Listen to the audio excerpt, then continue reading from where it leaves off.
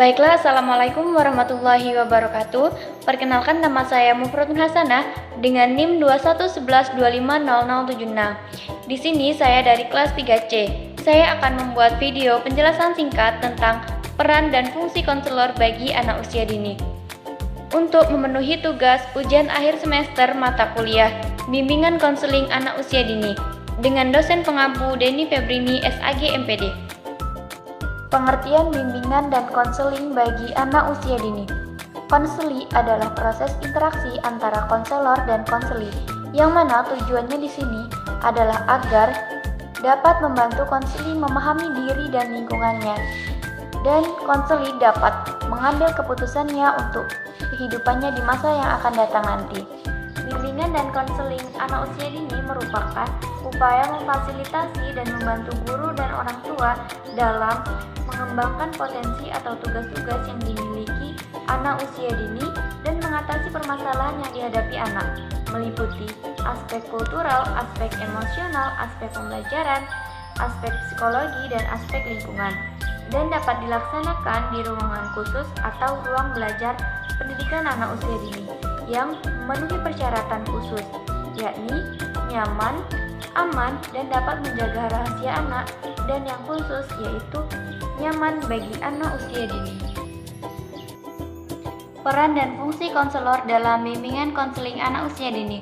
Konselor di sekolah memiliki peranan untuk mendorong perkembangan individu, membantu memecahkan masalah, dan mendorong tercapainya kesejahteraan individu secara fisik, psikologi, intelektual, emosional, ataupun spiritual. Bimbingan dan konseling pada anak usia dini dapat diartikan sebagai upaya bantuan yang dilakukan guru atau pendamping terhadap anak usia dini, agar anak dapat tumbuh dan berkembang secara optimal, serta mampu mengatasi permasalahan-permasalahan yang dihadapinya.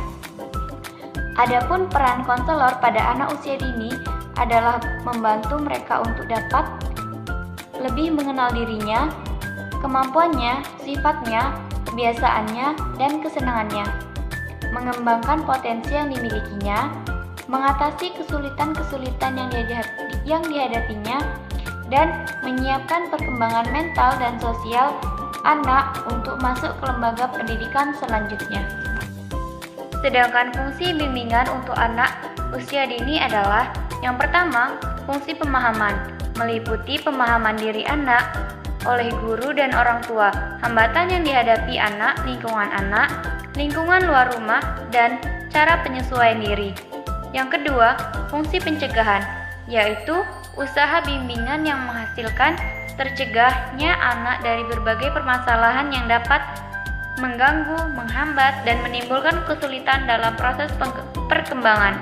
Yang ketiga, fungsi perbaikan, diarahkan pada terselesaikannya berbagai hambatan atau kesulitan yang dihadapi oleh peserta didik. Dan yang keempat atau yang terakhir adalah fungsi pemeliharaan dan pengembangan.